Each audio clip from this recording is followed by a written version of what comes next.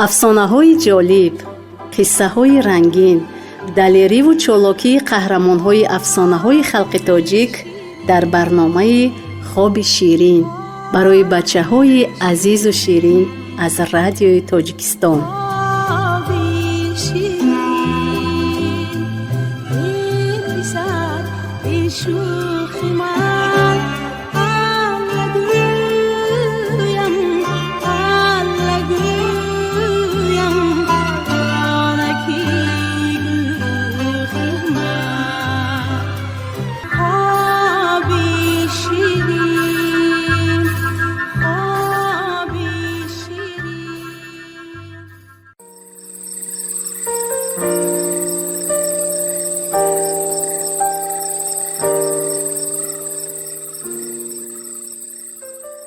درود با شما بچه‌های عزیز. خوش آمدید ба мавҷи радиои тоҷикистон. бачаҳо, имрӯз ман ба шумо як афсонаи хеле ва хеле пандоварро мехонам. номи ин афсона ҳасрати ду рӯбоҳ. нағз закак гӯш кунед. омода ҳастед? ин тавр бошад. афсонаро сар мекунам. буд набуд, ду рӯбоҳ буд. рӯзе дар домани кӯҳе ки сараш ба осмон дакка мехӯрд, як рӯбоҳ аз тарафи офтоббаро омаду рӯбоҳи дигар аз тарафи офтобнишин. гузаштагони мо ҳамин хел шарқу ғарбро тарафи офтоббаро ва тарафи офтобнишин мегуфтанд. ассалому алайкум заринпӯш, гуфт рӯбоҳе ки аз тарафи офтоббаро баромада буд. ва алайкум салом тилопӯш, гуфт рӯбоҳе ки аз тарафи офтобшин омада буд. онҳо рӯбарӯ нишаста ҳоли якдигар пурсиданд.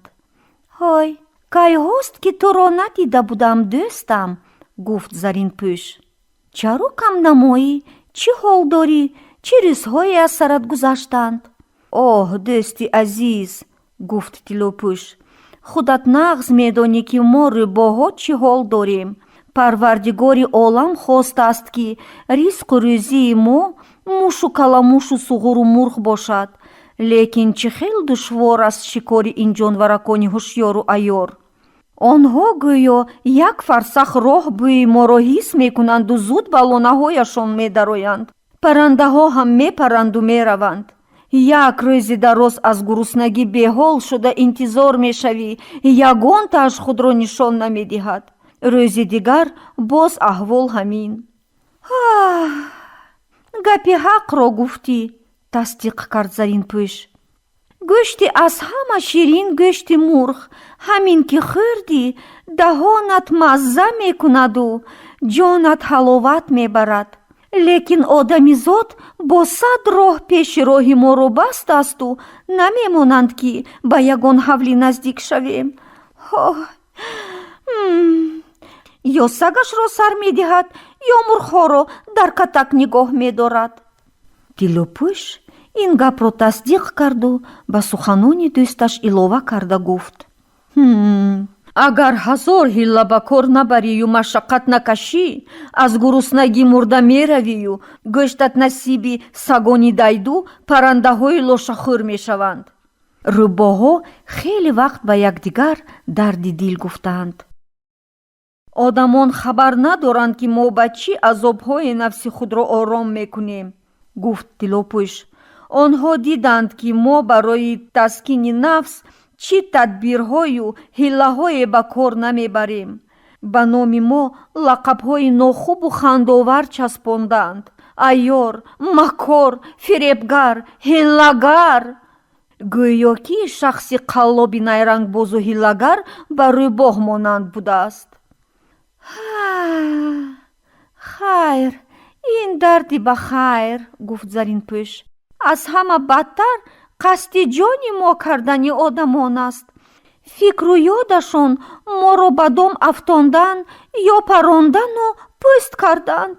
оҳ, парвардигор пашми моро мисли абрешим маҳину нарму зебою дилкаш кардааст. ҳам ту ба кафашон сила кунанд, роҳат мекунанд. ман ин гапро як рӯз аз пушти девори як ҳавлӣ бо гӯши худ шунида будам. пӯсти аз пӯстини мо дӯхта шуда орзуи ҳар як одами бадавлат будааст. пӯсти моро дар бозорҳо фақат бо пули тилло мефурӯхтанд. хайр дӯстам, гуфт Заринпӯш, 4 та суҳбат кардем, диламон холӣ шуду раҳамон равшан. ту, ҷони ширин, маро Заринпӯш гуфтӣ, ҷонам ҳузур кард. ту боши маро тиллопӯш гуфтӣ, сарам ба осмон расид. мо ҳамҷинсон ҳамдигарро қадр накунем, кӣ қадр мекунад? гуфт тиллопӯш. Заринпӯш гуфт: шунидӣ, заҳри одамро одам мегирад, мегӯянд одамо. нағз мешуд ки ҳамин хел ҳар замон во мехӯрдему дилхолӣ карда дарди якдигарро сабук кунем. Заринпӯш бачаҳо инро гуфту чашмонаш нохост ба харсанге афтод ки аз паси он мили тӯфанг ба сӯи онҳо нигаронида шуда буд. маълум буд ки саёди онҳоро ба нишон гирифтааст. гурезу пинҳон шав, ки кушта мешавем, гуфт Заринпӯш ва худро ба қабати буттаҳо гирифт. бародар, кай, дар куҷо во мехӯрем? пурсид тиллопӯш гурехта истода. кӣ медонад, мумкин аст ки дар бозори пӯст, шунид ӯ садои дӯсташро ва чапғалат доду гурехт. бачаҳои азиз, ин буд афсонаи ҳасрати ду рӯбоҳ. бачаҳои азиз, ин афсона ба шумо фаҳмо буд? аз шумо хоҳиш мекунам ки фикру андешаҳоятонро нисбати ин афсона ба мо навишта фиристед. имрӯз бошад бо шумоён хайру хуш мекунам. хайр бачаҳо, то вохӯрии оянда ба шумо хоби хушу бо фароғатро таманно дорам.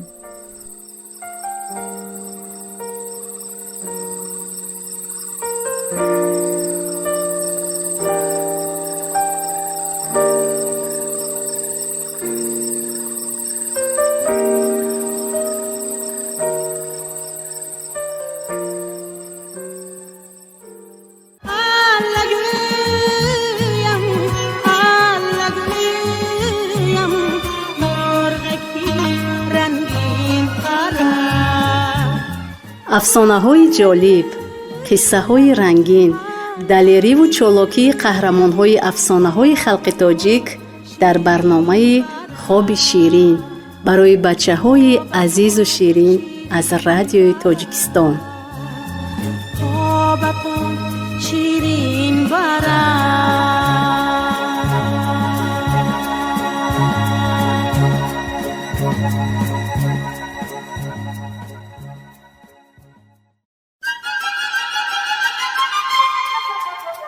афсонаҳои ҷолиб, қиссаҳои рангин, далериву чолокии қаҳрамонҳои афсонаҳои халқи тоҷик дар барномаи хоби ширин барои бачаҳои азизу ширин аз радиои Тоҷикистон.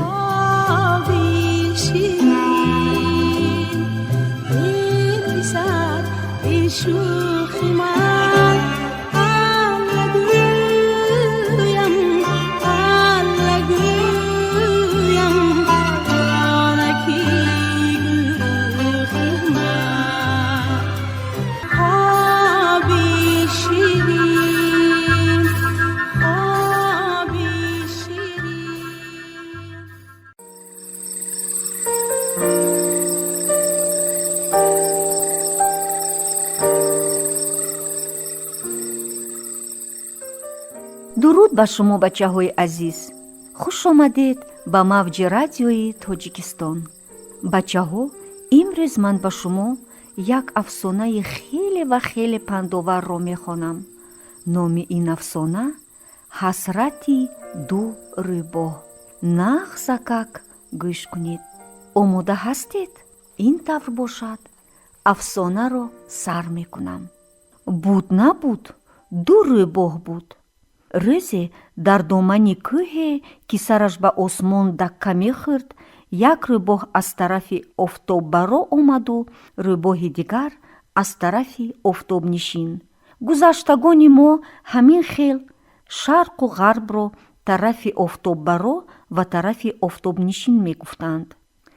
ассалому алайкум заринпӯш, гуфт рӯбоҳе ки аз тарафи офтоббаро баромада буд. ва алайкум салом тилопӯш, гуфт рӯбоҳе ки аз тарафи офтобшин омада буд. онҳо рӯбарӯ нишаста ҳоли якдигар пурсиданд. ҳой, кайҳост ки туро надида будам дӯстам, гуфт Заринпӯш. чаро камнамоӣ? чӣ ҳол дорӣ? чӣ рӯзҳое аз сарат гузаштанд? оҳ, дӯсти азиз, гуфт Тилопӯш, худат нағз медонӣ ки мо рӯбоҳо чӣ ҳол дорем. парвардигори олам хостааст ки ризқу рӯзии мо мушу каламушу суғуру мурғ бошад. лекин чӣ хел душвор аст шикори ин ҷонваракони ҳушёру айёр. онҳо гӯё як фарсах роҳ бӯи моро ҳис мекунанду зуд ба лонаҳояшон медароянд. паррандаҳо ҳам мепаранду мераванд. як рӯзи дароз аз гуруснагӣ беҳол шуда интизор мешавӣ, ягонтааш худро нишон намедиҳад. рӯзи дигар боз аҳвол ҳамин. гапи ҳақро гуфтӣ, тасдиқ кард Заринпӯш. гӯшти аз ҳама ширин гӯшти мурғ, ҳамин ки хӯрдӣ даҳонат мазза мекунаду ҷонат ҳаловат мебарад. лекин одамизод бо 100 роҳ пеши роҳи моро бастасту намемонанд ки ба ягон ҳавлӣ наздик шавем. ё сагашро сар медиҳад, ё мурғҳоро дар катак нигоҳ медорад. Тилопӯш ин гапро тасдиқ карду ба суханони дӯсташ илова карда гуфт. агар 1000 ҳилла ба кор набарию машаққат накашӣ, аз гуруснагӣ мурда меравию гӯштат насиби сагони дайду паррандаҳои лошахӯр мешаванд. рӯбоҳо хеле вақт ба якдигар дарди дил гуфтанд. одамон хабар надоранд ки мо ба чӣ азобҳои нафси худро ором мекунем, гуфт Тилопӯш. онҳо диданд ки мо барои таскини нафс чӣ тадбирҳою ҳиллаҳое ба кор намебарем. ба номи мо лақабҳои нохубу хандовар часпонданд. айёр, макор, фиребгар, ҳиллагар. гӯё ки шахси қаллоби найрангбозу ҳиллагар ба рӯбоҳ монанд будааст. хайр, ин дарди ба хайр, гуфт Заринпӯш. аз ҳама бадтар қасди ҷони мо кардани одамон аст. фикру ёдашон моро ба дом афтондан ё парондану пӯст карданд. оҳ, парвардигор пашми моро мисли абрешим маҳину нарму зебою дилкаш кардааст. ҳам ту ба кафашон сила кунанд, роҳат мекунанд. ман ин гапро як рӯз аз пушти девори як ҳавлӣ бо гӯши худ шунида будам. пӯсти аз пӯстини мо дӯхташуда орзуи ҳар як одами бадавлат будааст. пӯсти моро дар бозорҳо фақат бо пули тилло мефурӯхтанд. хайр дӯстам, гуфт Заринпӯш. 4 та суҳбат кардем, диламон холӣ шуду раҳамон равшан. ту ҷони ширин маро Заринпӯш гуфтӣ, ҷонам ҳузур кард. ту боши маро Тилопӯш гуфтӣ, сарам ба осмон расид. мо ҳамҷинсон ҳамдигарро қадр накунем, кӣ қадр мекунад? гуфт Тилопӯш. Заринпӯш гуфт. шунидӣ, заҳри одамро одам мегирад, мегӯянд одамо. нағз мешуд ки ҳамин хел ҳар замон во мехӯрдему дилхолӣ карда дарди якдигарро сабук кунем. Заринпӯш бачаҳо инро гуфту чашмонаш нохост ба харсанге афтод ки аз паси он мили тӯфанг ба сӯи онҳо нигаронида шуда буд. маълум буд ки саёди онҳоро ба нишон гирифтааст. гурезу пинҳон шав ки кушта мешавем, гуфт Заринпӯш ва худро ба қабати буттаҳо гирифт. бародар, кай дар куҷо вомехӯрем? пурсид Тиллопӯш гурехта истода. Кӣ медонад, мумкин аст ки дар бозори пӯст. шунид ӯ садои дӯсташро ва чапғалат доду гурехт. бачаҳои азиз, ин буд афсонаи ҳасрати ду рӯбоҳ. бачаҳои азиз, ин афсона ба шумо фаҳмо буд? аз шумо хоҳиш мекунам ки фикру андешаҳоятонро нисбати ин афсона ба мо навишта фиристед. имрӯз бошад бо шумоён хайру хуш мекунам. хайр бачаҳо, то вохӯрии оянда ба шумо хоби хушу бо фароғатро таманно дорам.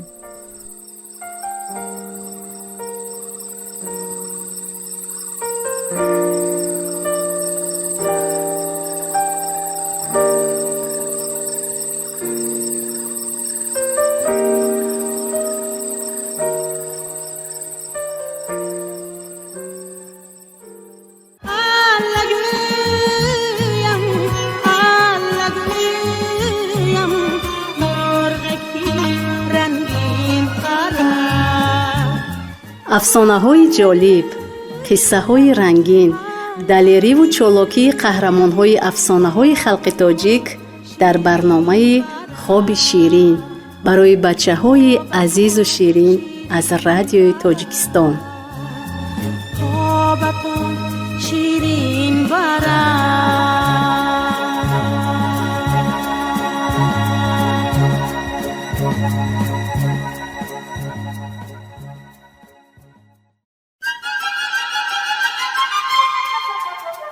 афсонаҳои ҷолиб, қиссаҳои рангин, далериву чолокии қаҳрамонҳои афсонаҳои халқи тоҷик дар барномаи хоби ширин барои бачаҳои азизу ширин аз радиои Тоҷикистон.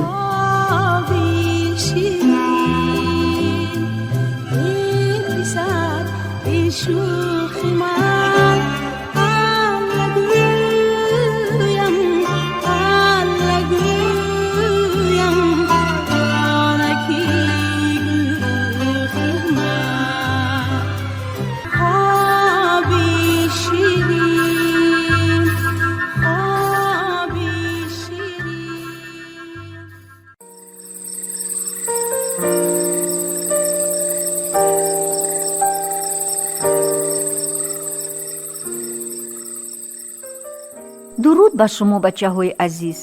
хуш омадед ба мавҷи радиои Тоҷикистон. бачаҳо, имрӯз ман ба шумо як афсонаи хеле ва хеле пандоварро мехонам.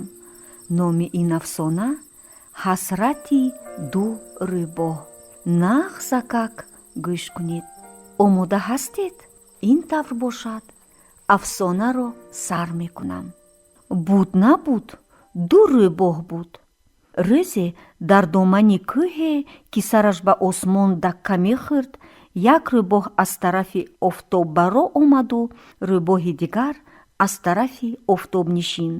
гузаштагони мо ҳамин хел шарқу ғарбро тарафи офтоббаро ва тарафи офтобнишин мегуфтанд. ассалому алайкум заринпӯш, гуфт рӯбоҳе ки аз тарафи офтоббаро баромада буд. ва алайкум салом Тиллопӯш, гуфт рӯбоҳе ки аз тарафи офтобшин омада буд. онҳо рӯбарӯ нишаста ҳоли якдигар пурсиданд. ҳой, кайҳост ки туро надида будам дӯстам, гуфт Заринпӯш. чаро кам намоӣ? чӣ ҳол дорӣ? чӣ рӯзҳое аз сарат гузаштанд? оҳ, дӯсти азиз, гуфт Тиллопӯш, худат нағз медонӣ ки мо рӯбоҳо чӣ ҳол дорем. парвардигори олам хостааст ки ризқу рӯзии мо мушу каламушу суғуру мурғ бошад. лекин чӣ хел душвор аст шикори ин ҷонваракони ҳушёру айёр. онҳо гӯё як фарсах роҳ бӯи моро ҳис мекунанду зуд ба лонаҳояшон медароянд. паррандаҳо ҳам мепаранду мераванд. як рӯзи дароз аз гуруснагӣ беҳол шуда интизор мешавӣ, ягон таш худро нишон намедиҳад. рӯзи дигар боз аҳвол ҳамин. гапи ҳақро гуфтӣ, тасдиқ кард Заринпӯш. گوشتی از همه شیرین گوشتی مرغ، همین که خوردی دهانت مزه میکند و